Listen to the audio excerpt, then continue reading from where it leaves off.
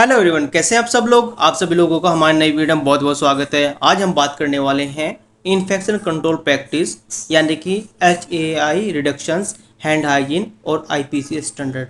यदि आप as a NAVH coordinator या क्वालिटी मैनेजर या फिर नर्सिंग मैनेजर वर्क कर रहे हो या फिर आप एज ए ICN भी वर्क कर रहे हैं तो ये लेक्चर आपके लिए काफ़ी इंपॉर्टेंट होने वाला है, क्योंकि यहाँ पे हम आपको इन्फेक्शन से रिलेटेड जो भी बेसिक फंडामेंटल है उसके बारे में एक्सप्लेन करने वाले हैं।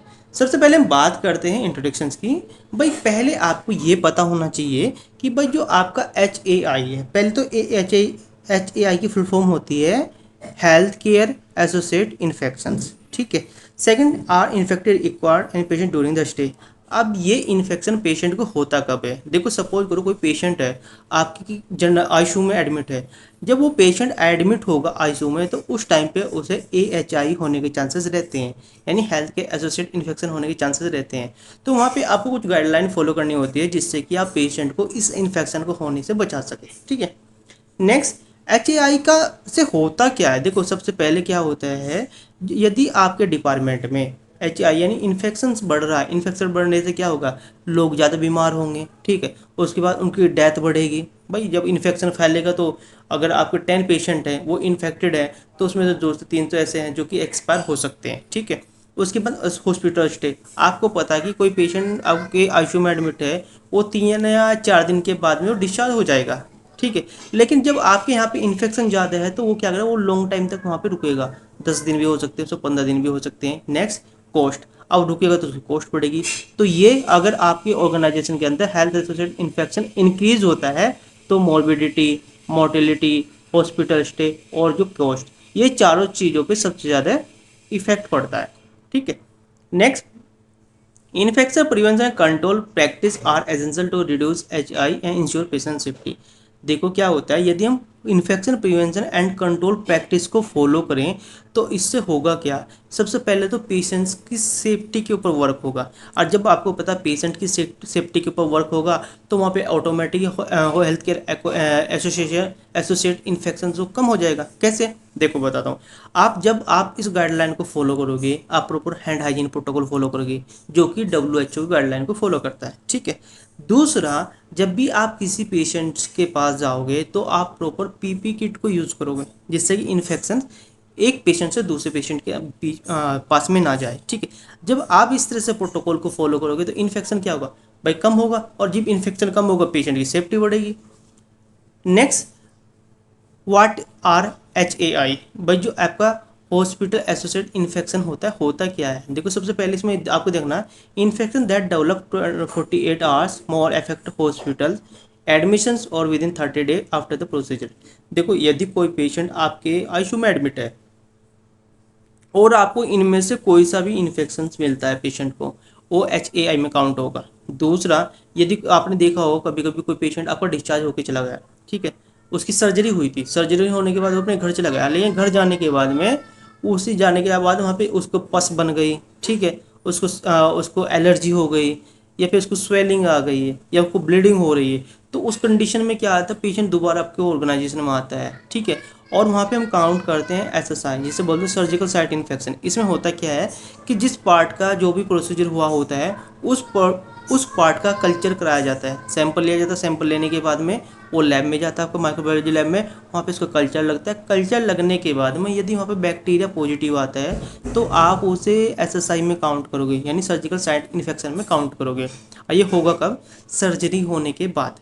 यदि किसी पेशेंट वो भी डिस्चार्ज होकर चला जाता है, लेकिन वो पेशेंट को कम से कम 30 दिन तो होने चाहिए, ठीक है, तो उसे काउंट कर सकते हो।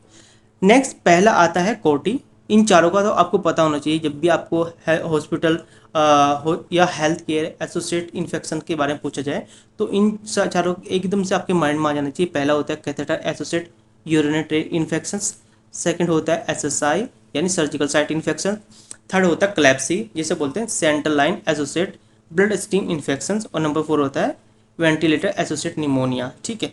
ये चारों क्या होते हैं, आपके काउंट होते हैं एसोसिएट इन्फेक्शंस में, ठीक है। अब मैं एक वीडियो में इसके लिए कुछ KPI यूज़ होते हैं, जैसे क्वालिटी इंडिकेटर यूज होते हैं, उनको हम निकालते कैसे उसके बारे में मैं सेपरेट आपको बता दूंगा, जिससे कि आप इस डेटा को कैसे ऑब्जर्व करोगे आपको पता रहे। क्योंकि दूसरा, यदि आप क्वालिटी मैनेजर काम कर रहे हो, या फिर आप इन्फेक्शन कंट्रोल ऑफिसर को काम कर रहे हो, या फिर इन्फेक्शन कंट्रोल नर्स वर्क कर रहे हो, तो इस पर आपकी कमांड 100% होनी चाहिए। यदि आपकी इसी कमांड इस पर अच्छी नहीं है ना, तो आप इन्फेक्शन को कंट्रोल नहीं कर पाओगे ऑर्गेनाइजेशन के अंदर, ठीक है। नेक्स्ट आता है प्रिंसिपल ऑफ इन्फेक्शन कंट्रोल। सबसे पहले क्या आता है, standard precautions, treat all bloods and body fluid and potential infections. Second, use gloves, gown, mask, I protection age appropriate. ये बहुत ज़रूरी है। यदि आप अपने डिपार्टमेंट में इन्फेक्शन को कंट्रोल करना चाहते हैं, तो आपको पीपीई प्रोटोकॉल को फॉलो करना पड़ेगा, ठीक है। नेक्स्ट आता है ट्रांसमिशन बेस्ड प्रिकॉशंस। अब जब भी आप किसी भी पेशेंट के पास जाओ, ठीक है, सपोज कोई पेशेंट आपका, उससे टीबी हो रखी है, अब उसके ये अगर इससे कोई इन्फेक्शन फैलेगा तो एयरबॉर्न इन्फेक्शन फैलेगा, ठीक है। अब आप उससे बचना चाहते हो कि भाई मुझको भी इन्फेक्शन ना हो, और मेरे स्टाफ को भी इन्फेक्शन ना हो, और मेरे जो अदर पेशेंट हैं उनको भी इन्फेक्शन ना हो, तो भाई आपको N95 मास्क यूज़ करना पड़ेगा। और जो रूम है, जिस रूम में भी उसको रखा गया है, जैसे एचडी डिपार्टमेंट रखा गया है, तो उसका जो प्रेशर है वो नेगेटिव प्रेशर होना चाहिए। ये ध्यान रखना है आपको, ठीक है। नेक्स्ट आता है ड्रॉपलेट। बट ड्रॉपलेट में क्या होता है, जैसे इन्फ्लुएंजा आपकी एक डिजीज़ होगी, ठीक है, अगर ये आपके ऑर्गेनाइजेशन में ग्रो कर रही है, तो आपको सर्जिकल मास्क यूज़ करना है, ठीक है। नेक्स्ट आता है आपका कॉन्टैक्ट। कॉन्टैक्ट में क्या होता है, जैसे आपने देखा कोविड-19 आया था कुछ दिन पहले 2019 में, उस टाइम पे क्या बोला गया था, भाई अगर आप किसी भी स्पेस को टच करना चाहते हो, सबसे पहले आपको ग्लव होने चाहिए, आपने गाउन पहना हो, और हैंड सैनिटाइजर प्रोटोकॉल फॉलो करना बहुत ज़रूरी है। देखो, इन्फेक्शन को कंट्रोल करने का सबसे आसान तरीका क्या है, हैंड हाइजीन प्रोटोकॉल। इससे होगा क्या, देखो क्या होता है, जो भी बैक्टीरियाज आपके हैंड पे अवेलेबल है, जब आप हैंड हाइजीन प्रोटोकॉल फॉलो करते हैं तो किल हो जाता है। यदि आप नॉर्मल वाटर से क्लीन करोगे तो बैक्टीरिया आपके हैंड पे अवेलेबल रहेंगे, वो किल नहीं होंगे। तो वो क्या होगे, आप दूसरे पे आप किसी फ्रेंड से जाके मिलोगे, या किसी आप पेशेंट से जाके मिलोगे, तो बैक्टीरिया उसके पास ट्रांसफर हो जाएंगे, तो फिर वो उसको भी इन्फेक्टेड करेंगे। तो उसके लिए हैंड हाइजीन प्रोटोकॉल फॉलो करना बहुत ज़रूरी है। Next, environment hygiene. ये क्यों ज़रूरी है, आपने पता, यदि आप आईसीयू में काम कर रहे हैं, आईसीयू में मल्टीपल पेशेंट होते हैं जो कि इन्फेक्टेड होते हैं, ठीक है। अब कभी कभी उनको फ्लूइड डल जाए, या फिर उनका यूरिन डल जाए, तो उससे क्या होगा, उससे फ्लोर पे ना कुछ बैक्टीरियाज ग्रो हो जाते हैं। तो उसके लिए वहाँ पे प्रॉपर डीप क्लीनिंग होना चाहिए, इक्विपमेंट प्रॉपर क्लीन होना चाहिए, डस्टिंग प्रॉपर होना चाहिए, जिससे कि वो इन्वायरमेंट पूरा क्लीन रहे। उसके बाद में आप उस डिपार्टमेंट को फूमिगेट भी कर सकते हो। उससे पहले आपको क्या करना है, फूमिगेट करने से पहले आपको करना है, भाई आपको कल्चर कराना है डिपार्टमेंट के। दो तरह के कल्चर होंगे, एक तो प्री कल्चर होगा, एक पोस्ट कल्चर होगा। आपको कल्चर ले लेने हैं, और उसके बाद में माइक्रोबायोलॉजी लैब में भेज देने हैं। वहाँ पे क्या होगा, वो टेस्टिंग होगी, आपको पता चल जाएगा कि आपके डिपार्टमेंट में कौन कौन से बैक्टीरिया पॉजिटिव हैं, ठीक है। उसके बाद आपको फूमिगेशन करना है। फूमिगेशन करने के बाद में जब आप दोबारा से कल्चर भेजते हैं, जिसे हम पोस्ट कल्चर भी बोलते हैं, उसमें आपको पता चलता है कि भाई फूमिगेशन के बाद में ऐसा तो नहीं मेरे डिपार्टमेंट में बैक्टीरिया फिर भी ग्रो कर रहे हैं। तो ये आपका बहुत ज़रूरी है यदि आप इन्फेक्शन कंट्रोल करना चाहते हो डिपार्टमेंट में, ठीक है।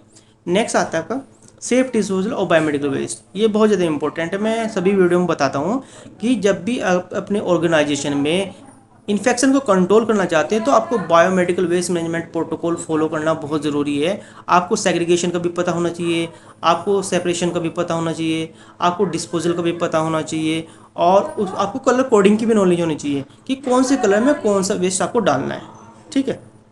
नेक्स्ट आता है हैंड हाइजीन प्रोटोकॉल्स। अब हैंड हाइजीन प्रोटोकॉल आपको फॉलो कब करने हैं, सबसे पहले moment for the hand hygienes. ये 5 मोमेंट है ना, आपने जब भी आप किसी ऑर्गेनाइजेशन में जाते हो, किसी भी हॉस्पिटल में चले जाओ, आप स्मॉल हॉस्पिटल में चले जाओ, आप लार्ज हॉस्पिटल में चले जाओ, तो आपको ये 5 मोमेंट हमेशा डिस्प्ले हुए मिलेंगे। इसका मतलब क्या है, सबसे पहला था बिफोर टचिंग ए पेशेंट। आपको पता है ये पेशेंट हो गया, ठीक है। अब ये पेशेंट है ना, इसके पास जाने से पहले आपको 5 मोमेंट यूज़ करने हैं। 5 मोमेंट कौन कौन से, पहला होगा बिफोर टचिंग ए पेशेंट। भाई आप पेशेंट के पास नहीं गए, आपको पता पेशेंट को मेडिसिन देने जाना है, या उसकी फाइल चेक करनी है, या उसके वाइटल लेने हैं। जब आप अपने काउंटर से चलोगे तो आपको हैंड सैनिटाइज कर लेने हैं, या फिर जो आपका पेशेंट होता है, पेशेंट की जो आपकी टेबल होती है, कार्डिक टेबल होती है, उसके ऊपर भी सैनिटाइजर रखा होता है, उससे भी आप कर सकते हो। Second, before cleaning aseptic procedure. जब भी आपने देखा होगा हम क्लीनिंग करते हैं, भाई हमें सैंपल लेना है, ठीक है, उससे पहले भी आपको क्या करना है, प्रॉपर हैंड क्लीन करना है। उसके बाद after body fluid expose risk. अब आपने उसको सैंपल लिया है, या फिर जो उसका यूरिन है उसको आपने वहाँ से डिस्कार्ड करने की कोशिश की है, या फिर उसका कोई भी जो स्वेटिंग आ रही है उसको, या कोई भी उसको पस निकल रहा है, या फिर उसको आप उसकी स्पीड निकाल रहे हैं, तो उस कंडीशन में भी आपको क्या करना है, हैंड वॉशिंग प्रोटोकॉल फॉलो करना है। उसके बाद आफ्टर टचिंग ए पेशेंट, आपने टच किया पेशेंट को, सपोज करो उसकी आपने बेड शीट ठीक करी है, उसके जो ब्लैंकेट लिया उसको ठीक किया है, या उसको कहीं से भी टच किया, तो तब भी आपको हैंड हाइजीन प्रोटोकॉल फॉलो करना है। आफ्टर टचिंग पेशेंट सराउंडिंग, अब आप गए, आपने देखा कि भाई उसकी ट्रॉली पे कुछ मेडिसिन रखी है, मेडिसिन को आपने वहाँ से उठाया उसके लॉकर में रखा, तो लॉकर में रखने के बाद आए, तो उस टाइम पे भी आपको हैंड हाइजीन प्रोटोकॉल फॉलो करना है। इसमें दो चीज़ें होती हैं, एक हैंड हाइजीन प्रोटोकॉल होता है, दूसरा हैंड रब होता है। यदि आपको हैंड में कोई भी विजिबल दिखे, यानी सॉलिड पार्ट दिखे, तो आपको हैंड वॉश करना है, और यदि आपको दिख रहा मेरे हैंड बिल्कुल क्लीन है, तो आपको हैंड रब करना है।